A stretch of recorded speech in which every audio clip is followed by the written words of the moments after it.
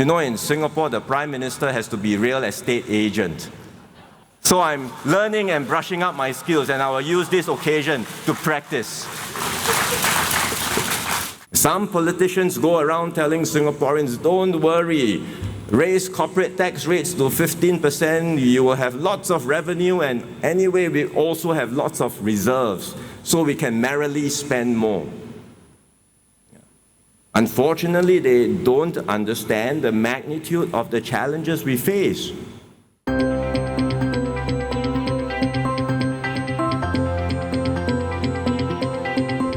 Countries no longer talk about win-win cooperation in trade. Many are thinking, I don't want to become over-reliant on you, just in case relations turn sour.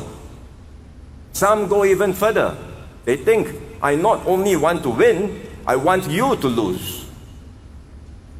And the value of our trade is more than 3 times our GDP.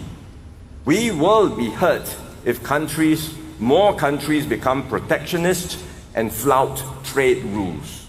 Countries talk about nearshoring or friendshoring.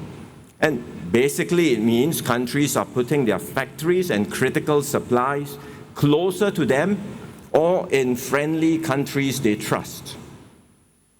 So global FDI flows will slow down and will become more concentrated amongst countries that are geopolitically aligned. Germany is negotiating with Intel to establish a large semiconductor plant in eastern Germany.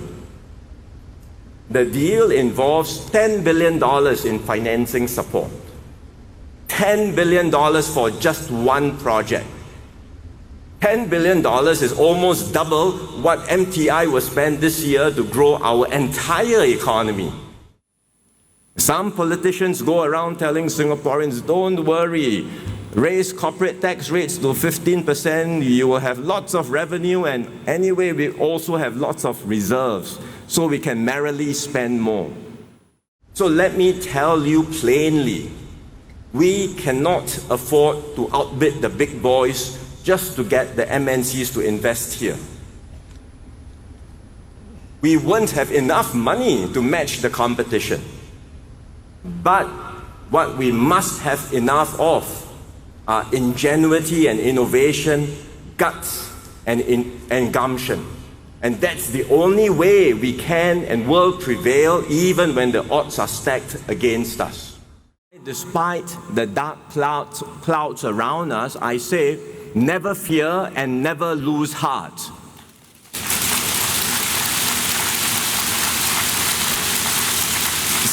Singapore may be small, but this little red dot is shining brighter than ever. But please remember one thing. We cannot take all this for granted. The challenges before us are grave. And yes, we have tremendous assets, but we must continue to be able to work harder and work smarter than others. We must always have that something special that convinces the world that we are a better bet than most, and Singapore can always be relied upon to deliver.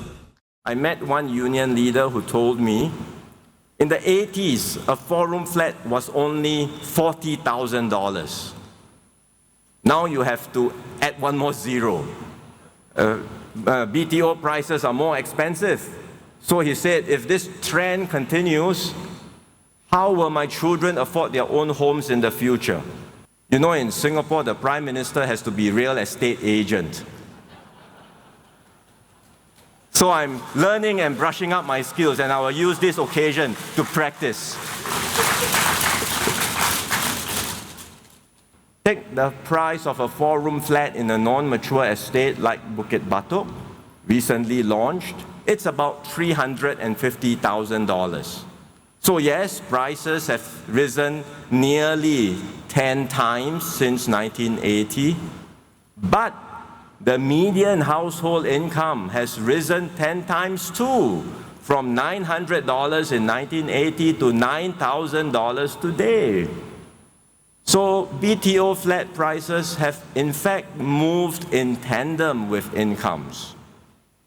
And what I've described does not even include the housing grants, because we give out up to $80,000 of grants for first-timers, which make the flats more affordable for them. The typical household now continues to use less than 25% of their income to service the loan, like in 1980. And the vast majority of our first-time home buyers today service their housing loans through their CPF contributions, with very little or even no out-of-pocket cash. What more can we do to uplift our lower-wage workers, professionalize skilled trades, and ensure dignity and respect for every job, for every worker? How can we provide more support for those who lose their jobs, to reduce the strain on their finances, and at the same time help them upskill and get back into work and bounce back stronger? How can we enable all workers to meet their retirement needs and enjoy peace of mind in their golden years?